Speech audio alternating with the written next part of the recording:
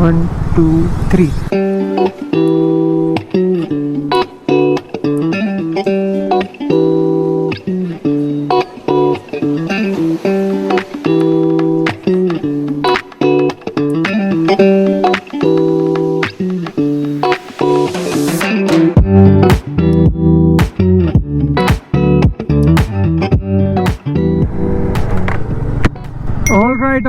All right guys, welcome back to another video. It's another day, another ride. Already पता चल चुका होगा video के बैनर और टाइटल से कि now we are going to Ooty finally. बहुत टाइम से ऊटी की प्लानिंग चल रही थी कि ऊटी जाना है, बट बाय रोड, और वो भी अपनी बाइक में, बट पॉसिबल हो ही नहीं पा रहा था। बहुत सारे कुछ रीज़न की वजह से now finally we got a chance, so we are heading towards Ooty. Currently I am in Mysore, and अगर आपको बेंगलोर टू मैसूर का moto vlog and complete route detail चाहिए so you can watch this video. मैं डेट और time बताना तो भूल ही गया। So today is 12th of January and right now the time is 4:20 PM। और भाई क्योंकि हम सुबह से निकले हुए हैं और ब्रेकफास्ट करके निकला था मैं बट अभी बहुत ज़ोरों सी भूख लग गई है, तो कोई एक अच्छा सा रेस्टोरेंट देखते हैं और वहाँ पे सबसे पहले लंच करते हैं, क्योंकि भाई भूख तो कस के लगी है। Malabar kitchen restaurant. Audio sick 1 2 3। Alright guys, done with the lunch and now we are going ahead and this is the restaurant जहाँ हमने लंच किया। this is Mysore cafe. Mysore से ऊटी की तरफ जाने वाले रास्ते में ही मुझे ये कैफ़े मिला and we are set for the day। और अब आगे चल के कहीं नहीं रुकना है, डायरेक्ट ऊटी में रुकेंगे। सो वहीं जाके अब नेक्स्ट जो खाना होगा वहीं जाके खाएंगे, डिनर करेंगे डायरेक्ट ऊटी में। So let's go. मैसूर पहुँचते पहुँचते थोड़ा टाइम लग गया, या आई एग्री दैट। मैं लेट हो गया, निकले ही लेट थे। मैं बेंगलोर से ऑलमोस्ट बाय 10 AM और 10:30 AM मैं निकला था बेंगलोर से, and because I started very late तो उसकी वजह से मुझे रास्ते में बहुत सारा ट्रैफिक मिला, उसकी वजह से और लेट हो गया। और मैसूर पहुंचते पहुंचते हमें बज गए ऑलमोस्ट 2:30। फिर रेस्टोरेंट ढूंढा, रेस्टोरेंट भी कहीं अच्छा सा। मैं नहीं चाहता था कि मैं सिटी के अंदर जाऊं, तो मैं सिटी के बाहर से ही कट गया। So basically if you are going to Ooty from Bangalore तो ये मैसूर वाला ही रास्ता है जो नाइस। आप बेंगलोर से नाइस रोड होते हुए then join the Mysore road. From there it's just straight till Mysore. जैसे ही आपका मैसूर रोड जो एक्सप्रेस वे है कंप्लीट होता है, there is a left turn, तो वहाँ से लेफ़्ट ले लो, वो ऊटी वाला रास्ता है and that will connect here. Mysore में आना जाना बहुत हो जा रहा है।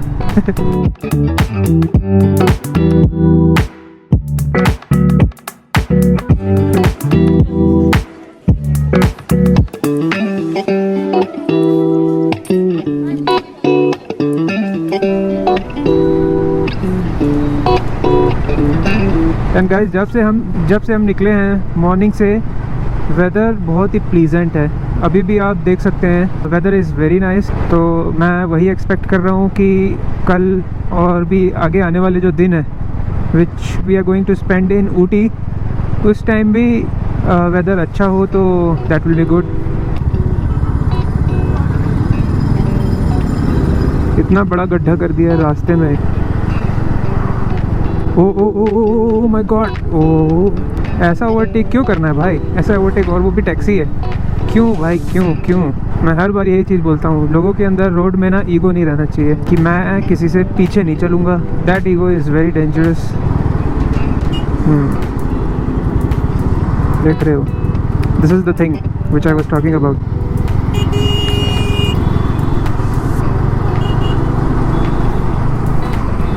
And guys, in my defence, क्योंकि रास्ता क्लियर था, there was no vehicle nearby, मैंने इसलिए ओवरटेक किया। क्या शानदार होटल है, फैंसी आश्रम जैसा लग रहा था। और जहाँ तक रोड कंडीशन की बात है, मैसूर तक तो रोड की कंडीशन एकदम टिच लल्लन टॉप। और उसके बाद यहाँ जो ऊटी वाला रास्ता है, बीच बीच में कुछ ख़राब पैचेस हैं। वैसे तो रोड ठीक है, ओके है। And let me tell you guys, this is my first time to Ooty, और मैं अकेले नहीं जा रहा हूँ, मेरे साथ मेरा फ्रेंड है। और जब मैं ऊटी जाने के बारे में सोचता था तो जो आप इमेजिन करते हो कि ऊटी एक हिल स्टेशन है, बहुत ही सुंदर जगह है, तो आप जो रोड है उसके बारे में भी इमेजिन करते हो if you are a rider और if you are driving.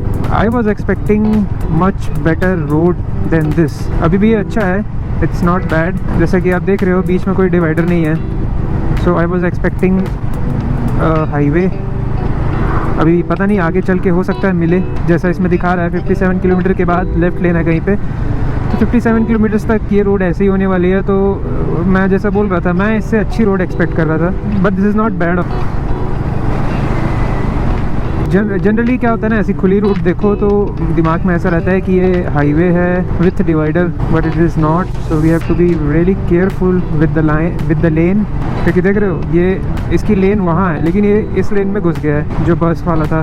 Bangalore से बहुत से लोग ऊटी जाते रहते हैं, जैसे कि बेंगलोर से लोग मैसूर आते हैं, तो मैसूर एक्सप्रेस वे इतना अच्छा बन गया है और उसके साइड में जो सर्विस लेन है, बाइकर्स को भी उतनी प्रॉब्लम होती नहीं है, बिल्कुल भी प्रॉब्लम नहीं होती है। बट ऊटी जाने वाला जो ये रास्ता है ये थोड़ा और बेटर हो सकता था आई गेस।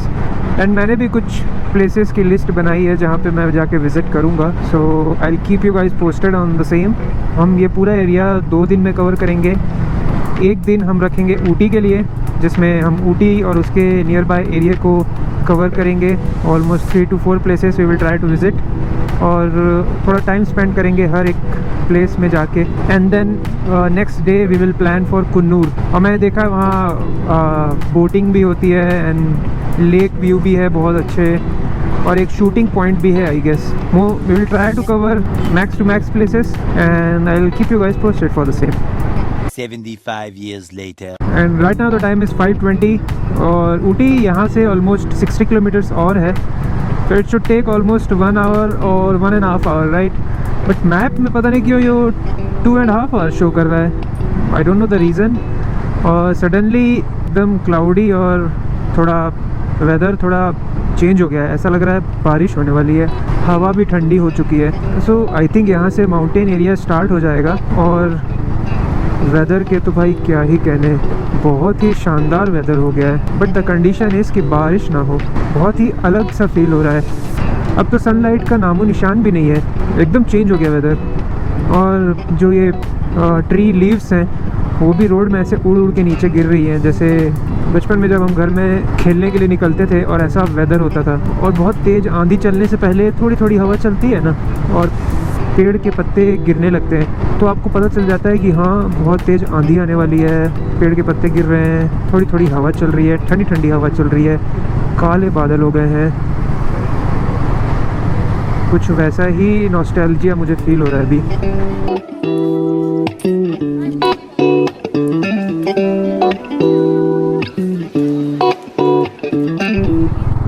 अभी मैंने एक बोर्ड देखा जिसमें लिखा हुआ था कि 500 के बाद सफारी कैंप है। ये देखो, welcome to safari camp, go slow, Bandipur tiger reserve, safari booking counter is somewhere here. Okay, so this is the safari. ये पूरा एरिया टाइगर रिजर्व एरिया है। एंड मैंने वीडियोस में भी देखा था बहुत सारी कि ये बंदीपुर वाला जो रोड है, यहाँ पे ऐसे डियर्स और एलिफेंट्स रोड साइड में ही दिख जाते हैं, क्योंकि जनरली जितने भी एनिमल्स हैं दिन की गर्मी में बाहर निकलते हैं। तो इसका मतलब ये है कि we are almost reaching Ooty. From here it is 50 kilometres, but still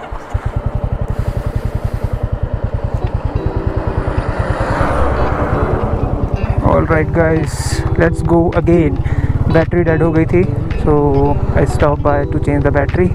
and Khan's resort, ये रिजॉर्ट जैसा तो लग नहीं रहा, ऐसा लग रहा है कोई वाटर पार्क है, वाटर पार्क और गुफा के जैसा दिख रहा था। तो मैं क्या कह रहा था कि बंदीपुर टाइगर रिजर्व एरिया है। मैंने देखा था यहाँ पे रोड साइड दिख जाते हैं animals. I think we have reached Ooty, no we are reaching Ooty, we haven't yet entered I guess, लेकिन वाइब तो अभी से आने लग गई है।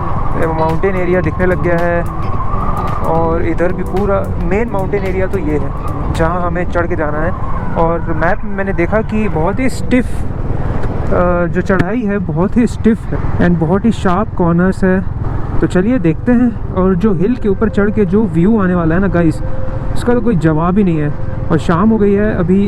आई एम जस्ट होपिंग कि अंधेरा होने से पहले मैं पहुंच जाऊं उस एरिया में, ताकि जो व्यू है वो हम देख सकें अच्छी से। So let's go.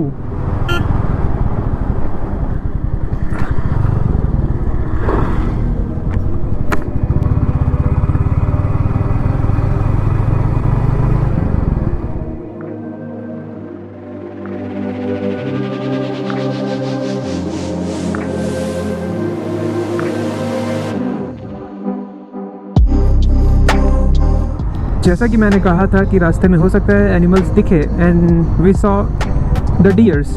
तो इसका मतलब ये है कि आगे भी एनिमल्स दिखने की उम्मीद पूरी की पूरी है। Let's hope for the best and enjoy the ride.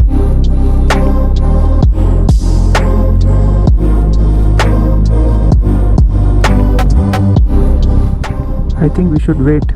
I think we should wait here.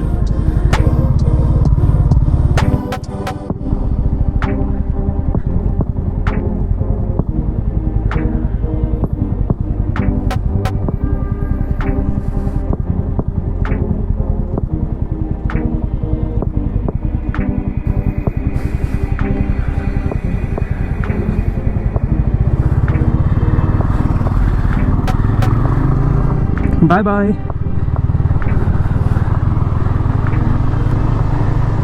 Nice.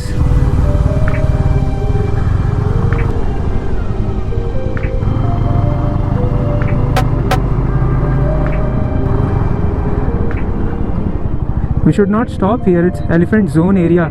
तो गाइस, अगर आप इस टाइम पे आ रहे हो तो इस टाइम सब अपने अपने घर जाते हैं, तो यहाँ पे रुकना इज़ नॉट रिकमेंडेड।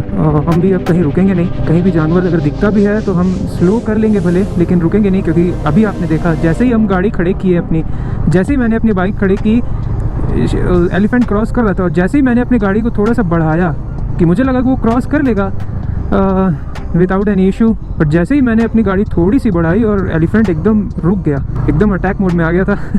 उसको क्रॉस करने दिया मैंने पहले, तब हम गए। एंड ऐसा मेरे साथ पहली बार हुआ है कि मैं खुले में ऐसे जानवर देख रहा हूँ। Now I understood why it was showing 2 hours, क्योंकि यहाँ बहुत ही स्टिफ चढ़ाई है। It's a reserved area, right? So हो सकता है जानवर दिखे और हमें रुकना पड़े, probably because of that. But experience wise guys too good. ऐसा नहीं है कि मैं फ़र्स्ट टाइम किसी टाइगर रिजर्व्ड एरिया से जा रहा हूँ। बहुत से टाइगर रिजर्व्ड एरिया हैं इंडिया में। इवन आप किसी भी स्टेट में चले जाओगे तो वहाँ कुछ ना कुछ एरिया होता ही है जहाँ जो कि टाइगर रिजर्व्ड होता है, बट आप वहाँ कोई भी एनिमल ऐसे रोड साइड में देखोगे नहीं। लेकिन यहाँ जैसे कि ये देखो, यहीं पे इतने सारे हिरन हैं हर जगह पे। थोड़ी थोड़ी दूर में यहाँ जानवर देखने को मिल जा रहे हैं, और हिरन तो यहाँ बहुत है, बहुत सारे हिरन हैं, और रोड साइड ही दिख रहे हैं जितने भी हैं। और उनको ऐसा प्रॉब्लम है नहीं है सच, क्योंकि देखो कितनी सारी गाड़ियाँ आना जाना कर रही हैं, बट फिर भी वो हिरन कंफर्टेबली अपना साइड में जो भी उनका काम है वो घास चरना एंड ऑल वो सब कर रहे हैं। So it's beautiful and it's rare for me as well. I think ये जितने भी घर यहाँ पे दिख रहे हैं ये सब गवर्नमेंट हाउस हैं, जो यहाँ इस टाइगर रिजर्व एरिया में काम करते होंगे। आई थिंक उनके लिए ये घर है, वो यहाँ रहते हैं। सोचो, खैर उनको ये सब टैकल करने की हैबिट है, और they know how to tackle any situation here. देखो यार, ये तो ऐसे लग रहा है कहीं नॉर्मल हमारे घर में आसपास आप देखोगे गायें चरने रह जाती हैं, वैसे यहाँ पे हिरन है। ये देखो गाइस, हर जगह इट्स नॉर्मल हियर। यहाँ पे देखो कितने सारे हैं, और वो घास के कलर में ऐसे मिक्स हो गए ना कि वो दिख भी नहीं रहे।